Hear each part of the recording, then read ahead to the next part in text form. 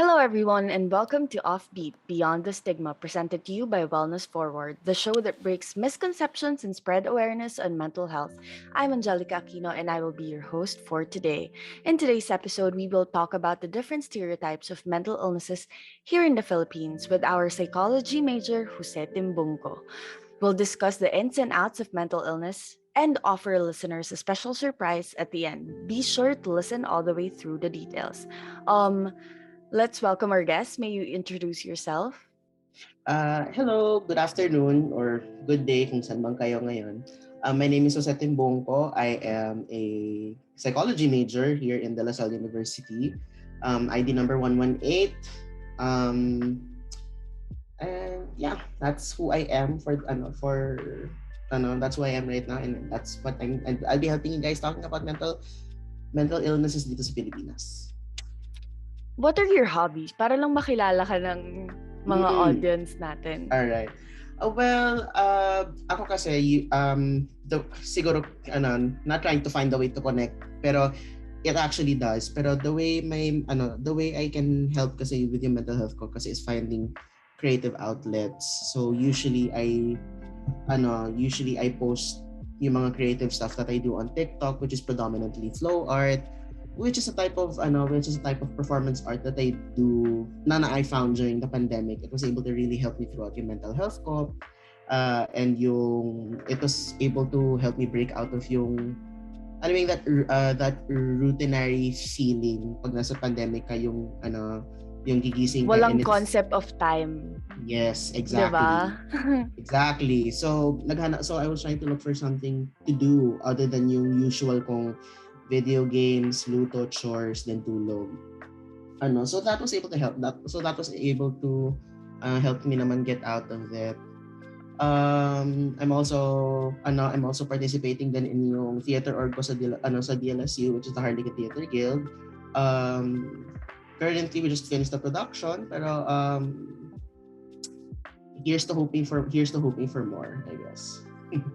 Okay, we will be looking forward to that. Pero going back to the topic, as of May 2020, the Department of Education only has 1,096 active counselors here in the Philippines.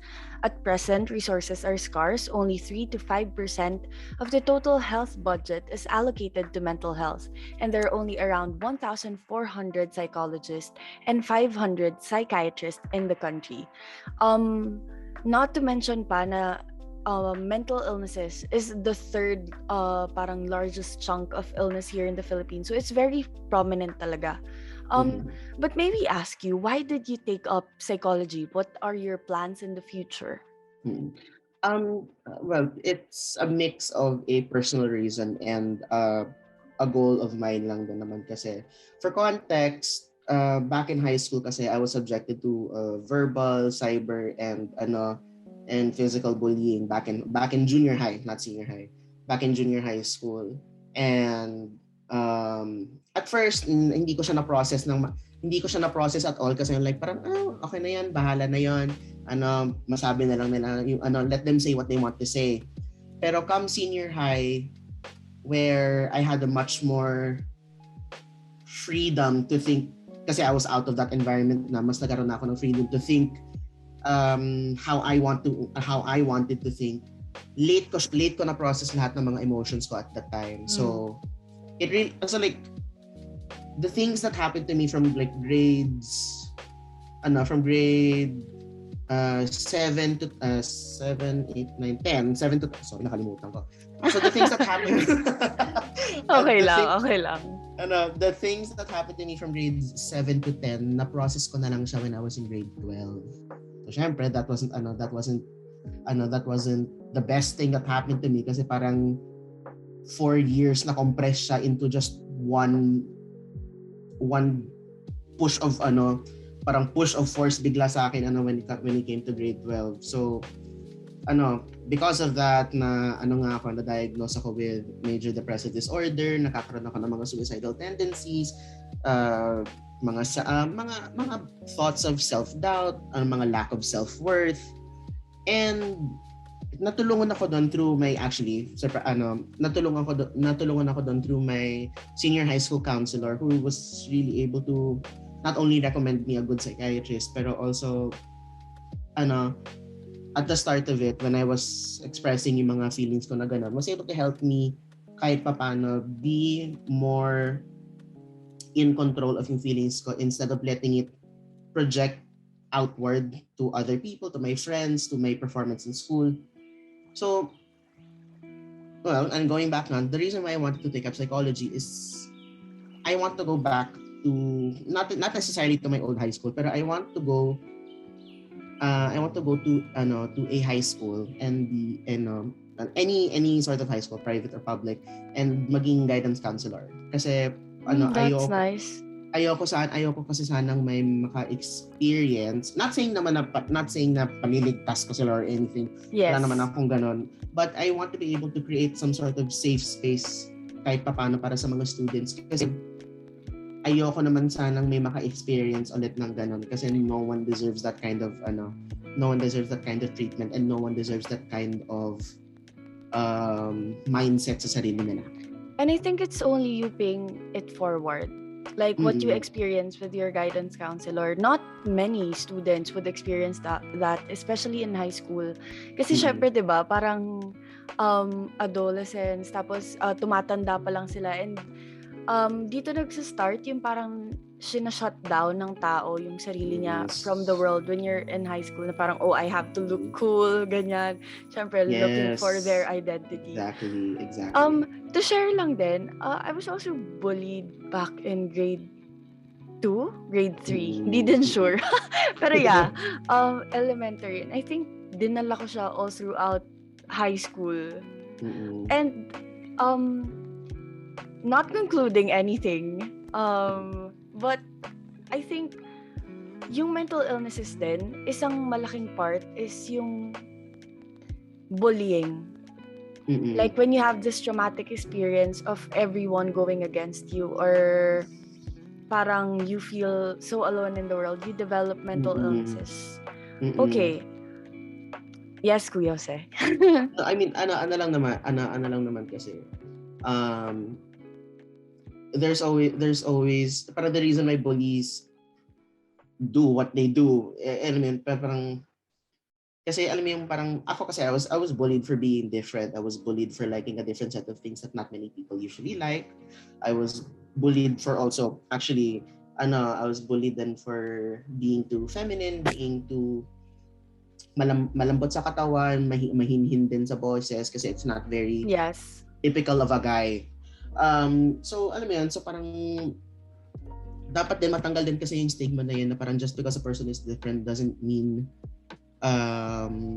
hindi sila dapat i-treat as another as an equal kasi dapat dapat regardless of kung anumang walk of life mo dapat may respeto pa rin. That's true. Naalala ko ng grade 2, grade 3 I transferred schools after kasi I wasn't able to take the bullying very well. Tapos bumalik ako dun sa same school ng grade 7 and 8. Pero umalis din ako due to some reasons. Tapos naalala ko nun, pagbalik ko, kasi I was bullied kasi ang pangit ko daw, patpatin. Ganun ako ng grade 3 because I was also sick.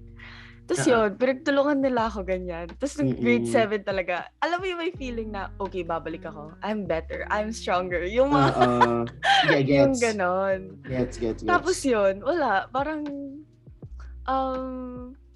siguro coping mechanism na din. Pero I realized that it's unhealthy. Like, you need to heal for yourself and not for other people. Yes. And because of that, here's a short excerpt of Waving Through the Window from Dear Evan Hansen. Enjoy, guys!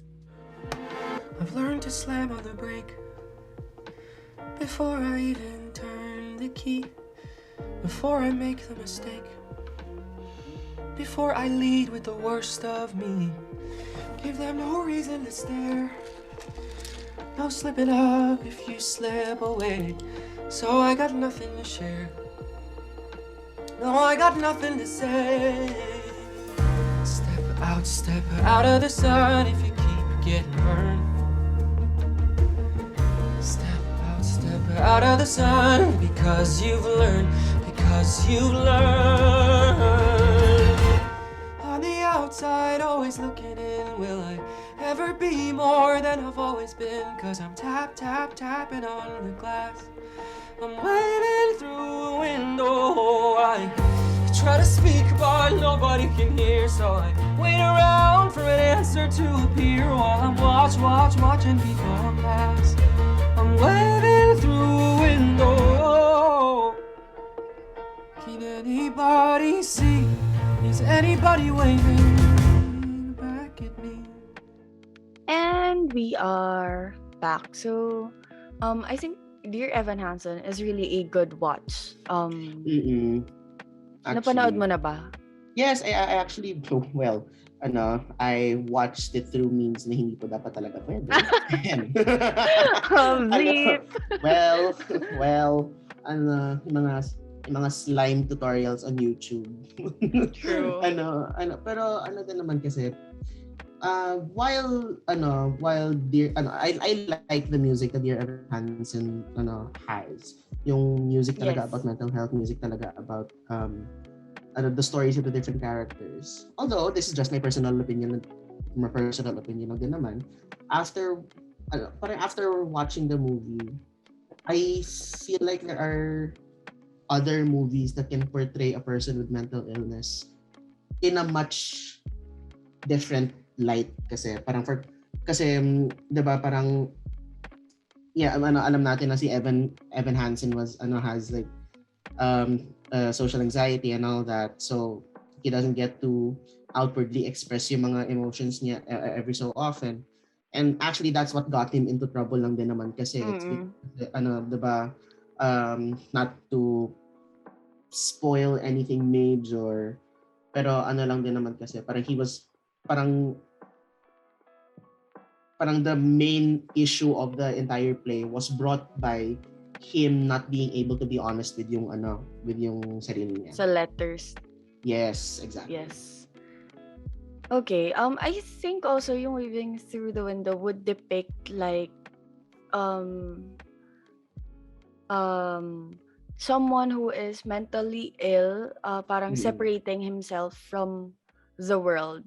And I think dito tayo papasok with the misconceptions kasi parang there are a lot of symptoms actually ng mga mental illnesses, although different from one another, may mga same din, pero for example depression, parang there are symptoms na ayaw umalis sa kama ng tao, hindi naliligo for like a week. Like, kaya niyang hindi maligo for a week. Hindi siya umaalis sa kama. Wala siyang ginagawa. Yes. Parang, that actually does. as in, all throughout his or her day, they're just staying in their place and walang ginagawa. And I think, misconception here in the Philippines is they are dubbed as tamad or lazy. Parang, tinatamad ka lang talaga. Parang, bakit hindi ka makapag-function like a normal human being should be doing? Tapos parang how do people explain themselves na parang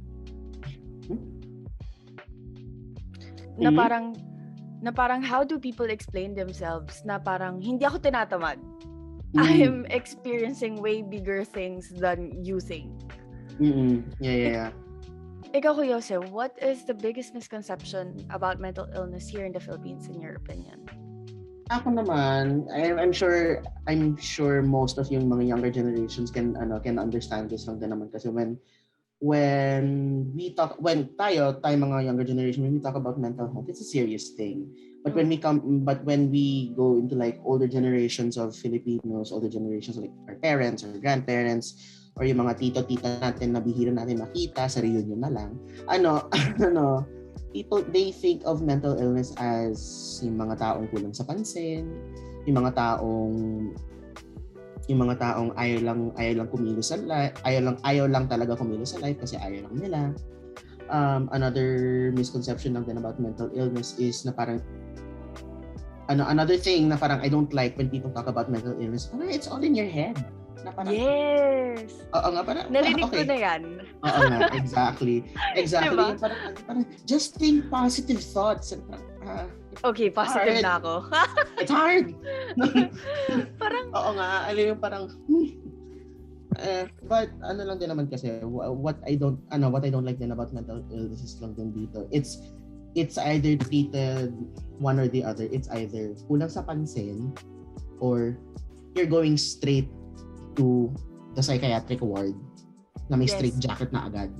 Kasi actually parang in a connection to lang that lang din kasi actually during at the start of one of my classes, which is abnormal psychology, which talks about the different kinds of mental illnesses that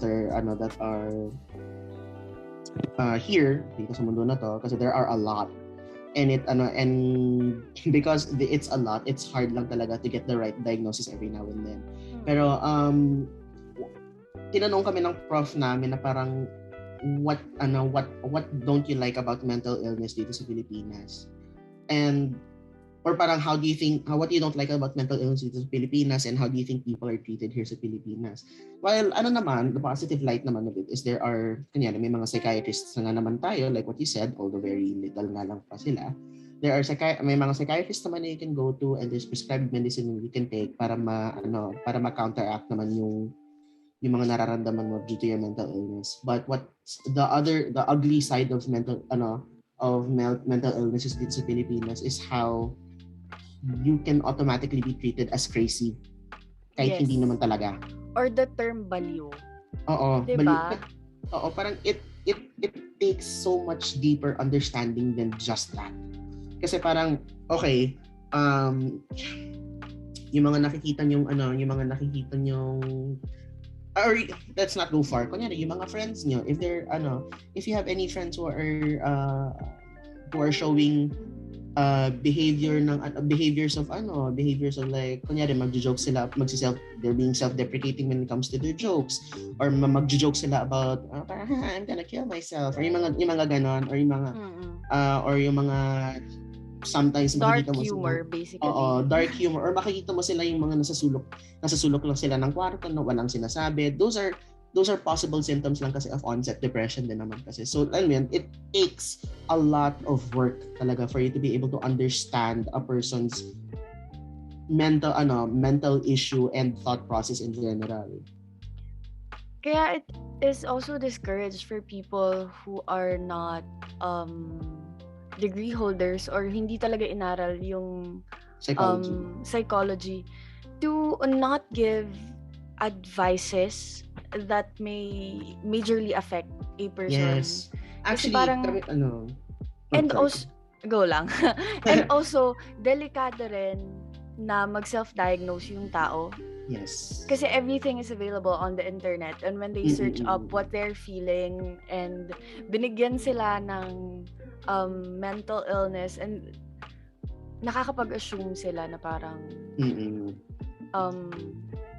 nag-assume sila na baka ito na talaga. Parang gano'n. I actually agree with that lang din naman kasi is parang actually kasi kami even though kami mga psychology majors kami, because we're not licensed psychologists and because we're not graduates of psychology, we're not allowed to give like a diagnosis to our friends, to our family, or to anything kasi it's really dangerous lang talaga, especially if it's not coming from if it's not coming from a professional. So siguro ako personally kasi most of my friends kasi talk to me if they need any sort of advice naman from me. Ako, while binibigyan ko sila ng advice with personal experiences also from what I've learned sa psychology, I always end my suggestion with, pero that's just me. At the end, pero akin lang yun. That's just my 2 cents. Please don't take it as kailangan mo gawin to. And take it with a grain of salt. Yes, exactly. Na parang, I'm talking to you as a friend, not as a professional. Kasi hindi Oo. pa naman professional. Yeah, gets. Exactly. And also, I also agree with you then when people start to search symptoms online and they're like, oh, parang, I have suicidal thoughts and I have that means you're depressed. Na parang, oh, I have depression na pala. No. Please always see a professional psychologist, psychiatrist, or whoever who is a professional and whoever is working in that field, and dun ka magpa-diagnose kasi there is a process to that pa. Kunyari, ako nga, I've been diagnosed na with major depressive disorder, and before I was ever diagnosed with anything, I forgot what it was called. Papatayin ako ng psych prof ko nito. Pero there is a quick test na you take. Mga na-take ko yan. Yes, ako din. Pinapatake siya ng psychiatrist ko. Like, na-take ko siya every time na pumupunta ako sa psych. Pinapatake niya kasi ginigage niya. Tapos may scores. Yes. Parang, yes. Sabi ko, ang galing naman. Parang may scores. Yes, diba? kasi that tests kasi talaga yung severity of yung mga symptoms mo kasi. Kunyari, do you have any suicidal thoughts on a scale of 1 to 10? If yung sagot mo is above yung like 5 and above or like 6 and above, parang chances are nga talaga na meron ka. And like, do you have suicidal tendencies? Is your production in school and in the house affected because of your mood? Mga ganong mga questions kasi there is a very kasi there is a very meticulous process talaga before a person can be diagnosed with any sort of mental illness. And another thing to add lang din naman kasi is how people, especially, I'm not saying here sa Pilipinas, pero like people in general, how they sometimes misuse the words related to mental illness. If I may add, one of the things, going back pala muna. Go ahead. To add lang kanina is parang the thing is people would tell other people na, oh, hindi naman totoo yan, nasa utak mo lang yan, it's all in your brain, ganyan. Well, that's true, it's all in my brain. And it's affecting how I'm working. Pero, seriously, kasi ako din, parang before ako ma-diagnose, parang hindi ako aware with things na parang I'm also downplaying mental illness na parang baka nga nasa isip ko lang. Parang ginagaslight mo yung sarili mo. Na yes, parang, yes. baka hindi naman totoo, hindi naman siya malaking bagay or anything. Parang, no, please get that checked. Tapos, pumunta ako sa psych, tapos parang akala ko, like sa movies, diba, nadidepictan siya na parang kinakausap ka lang. Those are therapies. Pero, I realized na parang this is backed up by science. Na parang nagpapa-blood test ako. One weird thing is nagpa-blood test ako. Tapos kaya nilang sabihin kung what time of the day ako nagpipeak ng depression. Like, so nagpipeak ka ng evening. May mga neuropsychological may methods count yun sa blood. Tapos parang, oh my gosh, that's true. Na parang ina-explain nila ganyan. And then, yung nabanggit din natin kanina with the test. Tapos parang moving is parang depression yung pinakaalam ng tao. Na parang pag sinabing mental illness, ay depressed ka. It's not just that. Sobrang daming illnesses dito sa Philippines. Exactly. Nako. Again, siguro going back na din yung sinabi ko, yung misuse nga of yung term, na parang people tend to loosely use the word depressed or na-anxious siya, or yung parang nawala ko yung favorite ring ko, parang na-depress ako, parang okay, I get na may sentimental value behind it and I respect naman yung feeling mo about it, but please ingat lang din sa paggamit ng word na yun kasi it's not something that you can just casually say. Yes. Another one na mini-misuse ng tao is autistic. Ooh, yung parang exactly. When friends are having fun, tas parang when friends are having fun and someone is being goofy or basta super hyper, Tapos parang Mm-mm. sabihin nila, autistic ka ba? Tapos parang, Mm-mm. Exactly. excuse me? That is not the way to go talaga, I swear. Diba? Tapos, oy, baliw. Which is, nami-misuse lagi yung words. Exactly. Kaya naman din people should be careful lang din naman kasi siguro going back then to what I said, kunyari there is one side yung sinasabi ko nga parang nawala yung special ring ko, na depressed na agad ako. If magaan lang yung paggamit, ingat doon. But there's also that other side to the coin na parang what if that ring pala was parang final parang last memento na binigay sa kanya ng departing grandmother niya na super close siya sa kanya. That can also cause psychological problems lang din naman Yes. kasi if should you lose that kind of important thing to you. So parang siguro one thing lang din kasi to note is parang when it comes to a person's mental health talaga, I think personally it's always walking on thin ice parate kasi you never know whether you can never know talaga if it's something lighthearted or something drastic na talaga. Kaya nga mental health is a very big topic. And yung mga webinars na ina-attenda natin na parang, for example, how to balance your work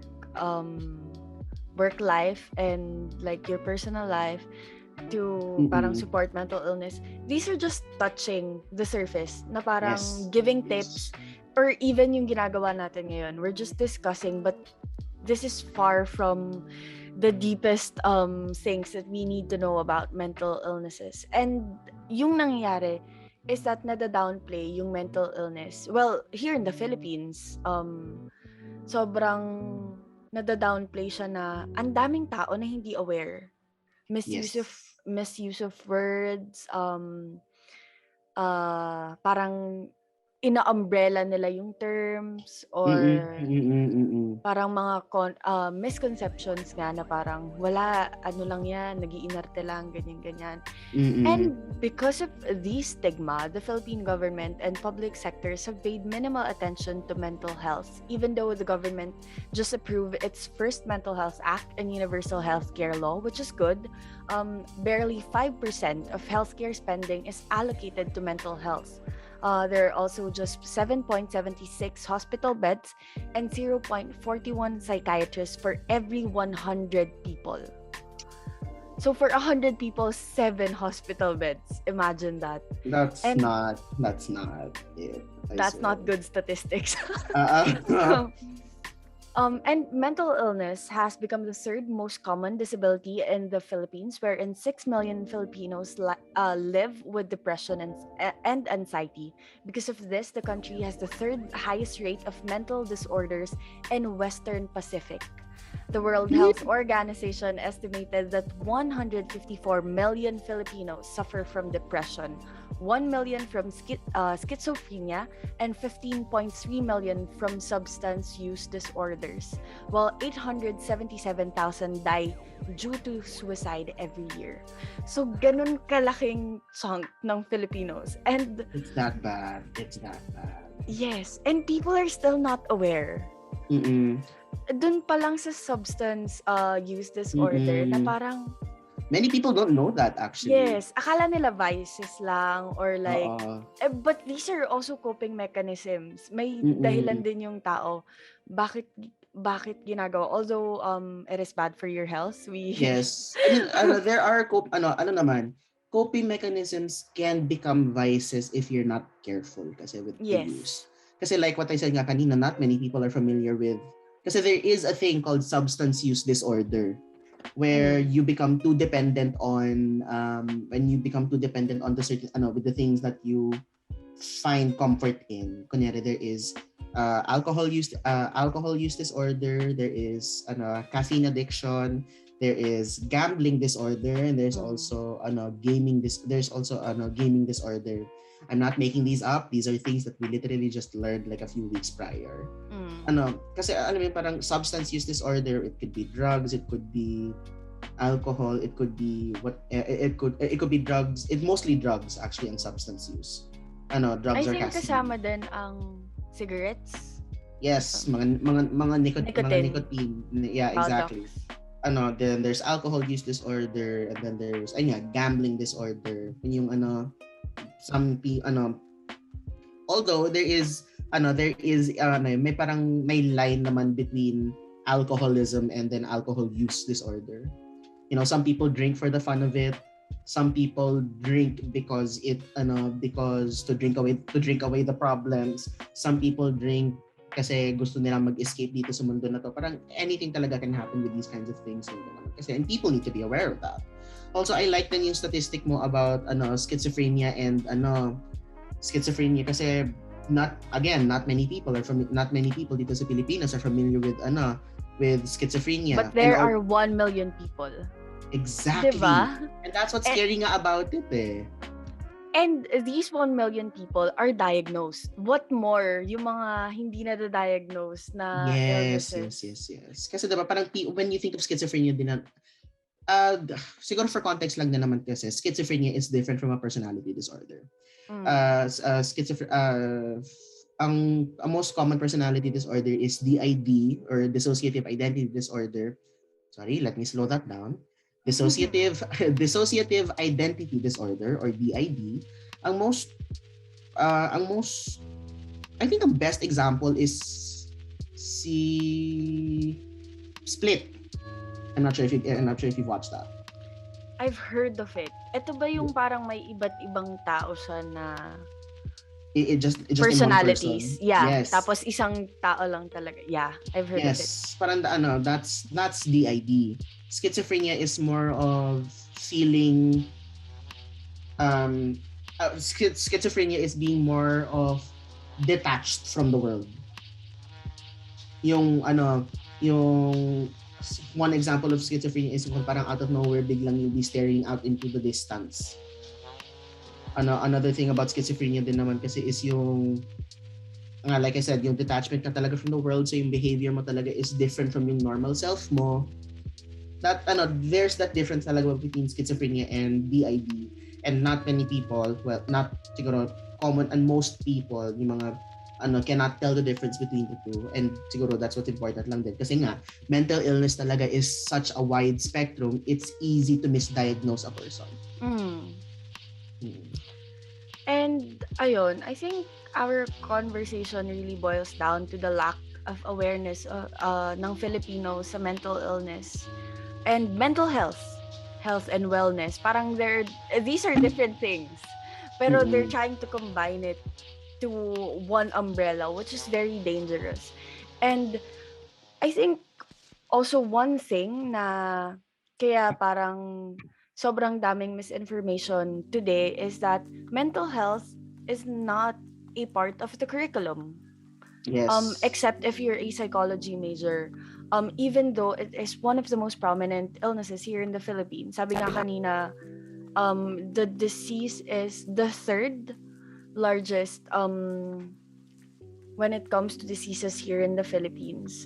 And may I share lang na parang sa Baguio City, the city council urged the schools to include mental health education in their curriculum. And I think it's a good thing na parang this happened in 2021.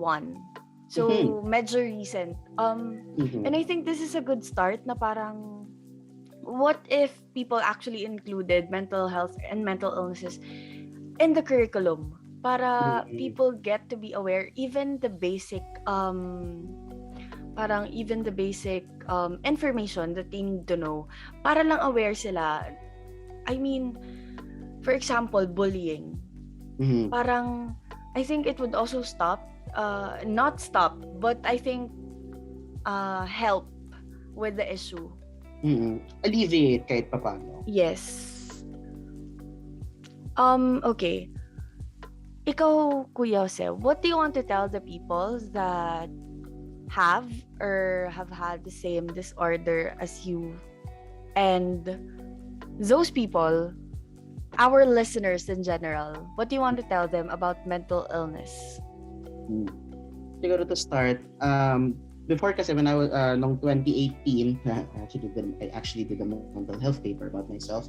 Nung 2018 to 2020, dun yung pinaka most prominent signs of yung mental illness ko at the time. Kasi 2018, excuse me, nung 2018, I was diagnosed with major depressive disorder.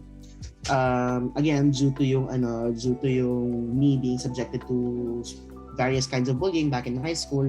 So, it really affected yung performance ko talaga at the time.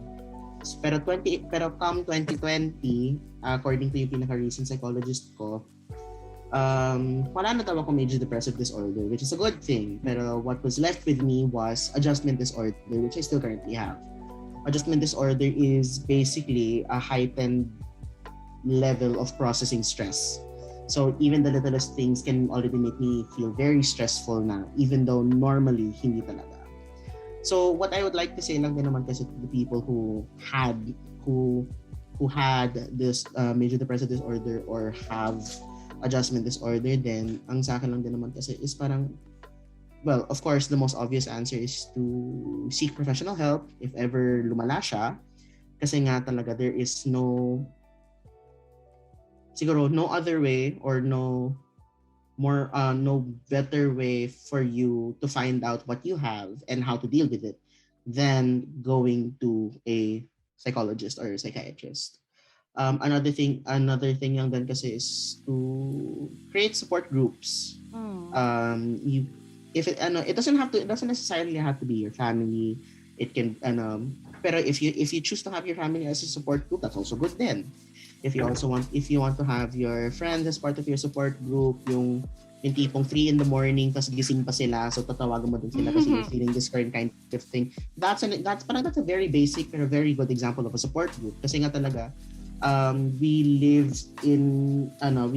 talaga in this kind of society where impossible na maging purely independent ka as a person. I think kasi parang personally we need those kinds of connections to keep us sane. Kasi ako nga na naman, diba? Like 2 years into the pandemic, I was like, umabot ako sa point na pagkagising ko and then I see my parents and I'm like, ayun na naman. Nagkaroon ako ng ganong klaseng feeling and that's not the healthiest way to go about it. Kaya na naman talaga. Kasi parang why would you be tired of the people you love the most na naman, diba? So, and what's nice is to keep a good connection to your support groups. It's nice to share sa kanila yung mga nararanasan mo. And don't be bothered na with trying to share sa kanila. If you think na they'll be bothered by it, so I'm pretty sure since kaibigan mo sila, they'll tell you naman kung uncomfortable sila with what you're trying to share sa kanila. But personally up until sorry, that was my niece. Personally up until may sabihin sila na parang, hey, I'm getting a little bit uncomfortable with what you're sharing, tsaka ka na lang mag-lay off muna on it. Kasi it's dapat may ganong klaseng dapat honesty na meron kasi you have that idea in your head na naman kasi na dapat parang they're my friends, I should be I think to add lang with what you're saying, the most important thing is to ask them if they're in the right headspace at the moment. Yes. Are you at the right headspace? This might be heavy. I will open up about my mental illness or my well-being. Are you okay? Kasi baka nagto-trauma dump tayo sa other people when in fact they're also facing their own traumas. So it's very important to ask, are you sure that you're ready? Kasi it's hard na parang inaatake ka na, tapos aatakihin pa yung kaibigan mo kasi na-trigger. Yes. Hindi pareho na kayo may problema. Parang maling description siya ng birds of the same feathers flocks together. So, ayun. Okay, continue, Kuya Se. Pero ayun lang naman, seek professional help, have support groups, if these things are, if you already have these two things naman, then ako personally is to find outlets to which you can filter out yung mga emotions mo. It could be anything. It could be kunyari, ako, like I said, with yung video games and yung flow art na ginagawa ko, some people find comfort in writing poems or writing in the journal. Some people find comfort in exercise. Some people find comfort in cooking. Some people find comfort in cleaning. Though I don't see I don't see the point of the last one. Sorry. Actually, that is one of my coping mechanisms. Clean. I-share ko lang sa'yo. The thing with cleaning is that feel mo you're in control of your life again. Yun yung na-feel ko na parang when I see things in order, okay, parang okay, I'm in control. Parang everything's okay, ganyan. So, yun yung cleaning for me. Pero, Yeah. on-off siya. Hindi siya yung... Iba yung feeling ng cleaning na ikaw yung gumagawa kaysa sa inutos sa'yo ng magulang mo. Totoo. Yeah. Siguro as for me naman, sharing lang is also coping mechanisms. Of course. It's nice to have a coping mechanism. Something na you can vent. All in moderation, hopefully. Yes. In moderation, of course. For example, as for me, parang when I was healing, parang I developed the most random hobbies. As in before this pandemic, ang hobby ko lang is handball. I used to play the sport. Pero in-game pandemic, naging hobby ko yung mechanical keyboards. Tapos sinasara ko ng mga kaibigan ko, very geeky daw, ganyan. Tapos nagpapagawa din sila. Which is funny. Na parang, oh, that's interesting. And then, another one is K-pop. I think a lot of people find comfort in K-pop. Oh, of Parang course. I mean, I literally went... Oo nga. I literally went to Pride yesterday and there's this entire segment dedicated to K-pop. And I'm like... Yes. Parang the parasocial relationship of idols and fans. So yeah, it's nice. But with moderation, of course.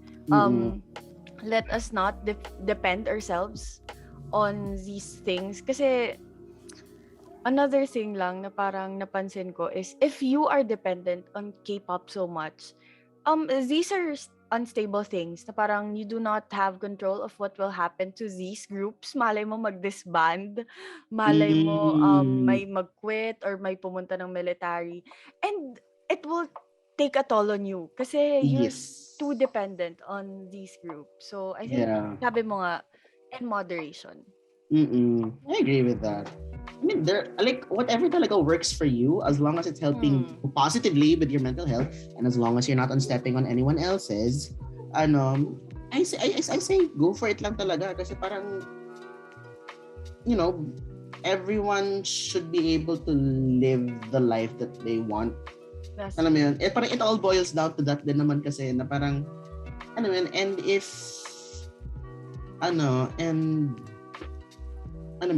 there are these things that will help you, kunyari ako, mine is, again, like I said, video games, anime, and ako, sometimes cooking. I like to experiment sometimes in the kitchen. Ano ba? Whatever works for you. Like, no one should be able to dictate to you what you should do. Well, aside from your professional psychologist. But I mean, that's true. No one should be able to be in that control of your life. Yes. And siguro last thing that I would want to say is heal at your own pace. Of course. Kasi mental health is not a race. Mental health is not a race. Yes, you do not have to hurry na parang, oh, I need to heal agad so that other people can perceive me better or I'll be better. Although it's a good thing na parang you want to be better, heal at your own pace. Like every person, iba't iba yung bilis or bagal ng paggaling nila. And it should really come from the desire to be better for yourself. Na parang, also, I want to be better for myself. Ganon. Yes, agreed.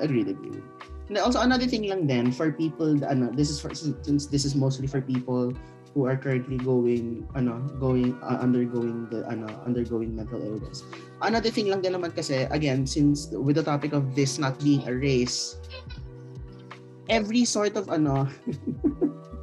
sorry if you can hear my niece pero just entertaining herself right now. Pero again with the topic of mental health not being a race, don't try to outdo your kunyari parang don't try to compare and contrast a person's mental illness kasi everything that a person is going through is valid. Yes, So wag that's natin true. wag natin sabihin na parang I'm going through this thing tapos biglang ang reply mo ako nga may pinagdadaanan ako ng ganito. Please do Totoo. not do that. Please do not do that at all kasi that is not helping. Baka masapak ka na lang ng ng oras. Totoo. Parang people are invalidating other people's feelings kasi they feel like they have it worse. Congrats! What do you want us to say? Good for you for your extra prescription on meds. Yes. I mean, sa bill mo naman yan not my problem. Pero siguro that's also one thing that I'd like to remind people kasi there are some people nga I have met nga in the past who are like, parang you're going through that naman. Ako naman may pinagdadaanan ako na ganito. Parang, alright, good for you. Pero another thing, siguro another note naman din is for people outside of the people who are experiencing mental health is do try your best to be patient with these kinds of Yes. with these kinds of people kasi it really helps them talaga if matutulungan if matutulungan mo sila narinig ba siya? Hindi naman gaano. Okay, sorry. Pero sorry nawala yung train of thought ko. Pero again, it really helps these kinds of people feel better. I mean, like, be patient sa kanila. We're not trying to say na parang throw yourself into the fire na parang you're going to have to be there for them constantly. Both parties naman don't want that din naman masyado kang nakatutok dun sa person na yan.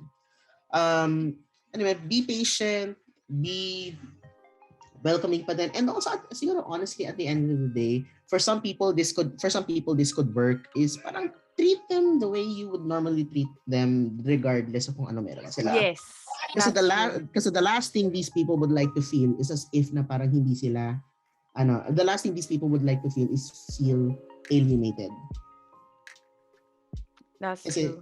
Kasi it sucks talaga parang if o yung parang hindi ka bibigyan ng hindi ka kunyari may group work kayo pero ang sabi sa iyo chill ka lang diyan baka maano ka. Parang I'm sure work. that I'm sure And that always be professional. yes. And I'm sure naman there's good intentions naman behind it. And I'm sure na parang you're trying to look out for that person. Pero it's not your job to do that then. Diba? Ano yung parang kunyari ako nga, I have this thing na where I do get stressed more so than the average person. Pero that doesn't mean na that doesn't dictate yung capabilities ko for work. Yeah. That's one thing lang. That's one thing talaga na I don't think anyone would like to feel is na parang naging just because the word disability is in the description doesn't necessarily mean na malaking hindrance na agad siya. If a person with a mental disability or any sort of disability for that matter, if ang sasabihin nila kakayanin nila yung workload, you're going to have to take their word for it. Kasi sasabi nila kaya nila Parang don't put a handicap on them just because they have this kind of problem. Basically ask. Yeah, exactly. Ask. It's very important to ask. And it goes both ways. Mm-hmm. And because of that, Thank you very much, Kuyose, for today's meaningful conversation. We hope that you have learned a thing or two from today's episode, and we would be looking forward to seeing you on our next episode. We drop a new one every Friday at 6 p.m. Philippine time. Again, this is brought to you by Wellness Forward. Check out our details and all the links. It's included down below. And if you want to join the Offbeat campaign, check out our pages. Again, description down below. Again, this is Angelica Aquino signing out. Bye, guys. Bye.